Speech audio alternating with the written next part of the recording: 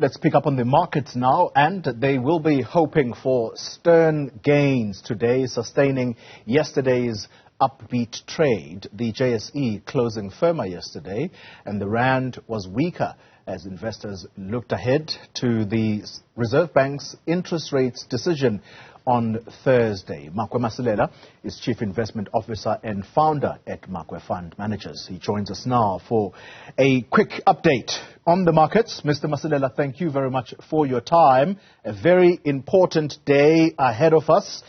Let's start with that overview of how the markets overall are faring in early trade.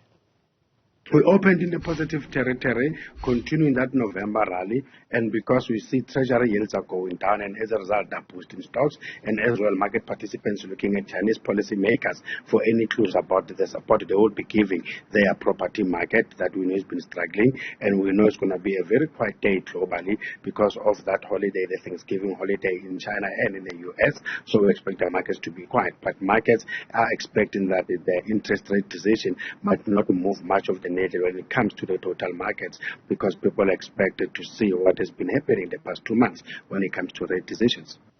Well, let's talk about those rates, or that rates decision. The Reserve Bank will announce the final rates decision for the year. Is there any chance that we can get a reprieve here, Mr. Masilela, given the inflation data we saw coming out yesterday?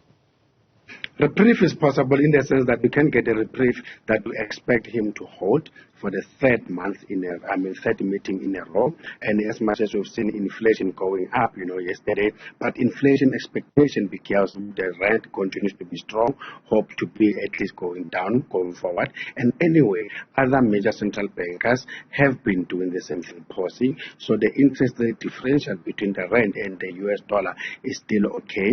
And we think that the guys will just give us a reprieve in the form of not increasing interest rates, just to keep them on hold. Reducing them, there's no way. We're going to have to see what the Reserve Bank governor tells us later today. Okay, let's talk company news. Mr. Price publishing its results for the 26 weeks, which ended on 30 September 2023. How have they fared in the period under review? Not too bad. We've seen that the revenue continues to go up almost by 24%, even though profits as headline earnings per share, just like the interim dividend, are down 9.3%, because the guys continue to operate in a very challenging environment.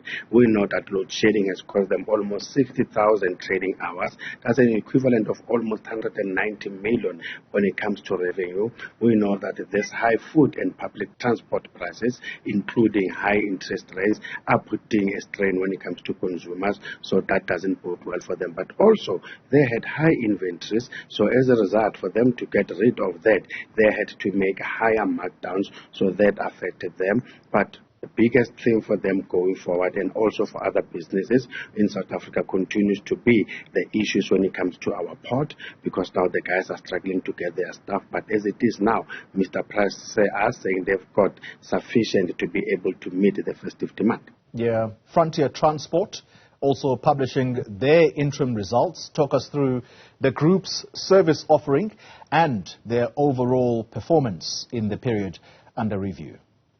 These are the guys who own your N2 Express bus services. These are the guys who own your Golden Arrows bus services. So these guys are well entrenched when it comes to bus services, especially in the Western Cape and predominantly in Cape Town. So these guys are saying they expect their revenue their revenue has been up by only 6.9%, but their profits up 64%. Not surprising, given that we know that the last test when it comes to the uplifting of the COVID-19 restrictions, that was in 22nd of June 2022. I'm saying that to say that we are almost near normality, so there continues to be demand when it comes to public transport, and with them as well, that benefiting from the crisis that we see when it comes to metro rail in that part of the country. But yes, the likes of taxi riots, civil unrest, high fuel prices continue to be a negative for them. But going forward, all these situations, especially with metro rail struggling to be efficient, bodes well for them. And fortunately, the likes of Golden Arrows are well trusted and well known. Well, let's conclude the conversation with Nedbank's appointment of Jason Queen as the group's chief executive. It seems no one saw this coming. How's this decision being digested? Definitely no one saw that coming. I mean, we just spoke about the Reserve Bank. One of their governors resigned, and we expected, and there were rumors that the guy will be going to Nedbank. But truth be told, the guy is qualified. The guy's got the right experience. But normally, positions like this, you always get an insider to take over. And people who usually come out as outsiders, they tend not to be that successful. But I think it's only fair to give the guy a chance. And it's just a coincidence that their chairperson at Nedbank used to be his boss when he had that short stint while he was still at ABSA. Interesting times indeed. Makwe Masilela, thank you very much for that markets update.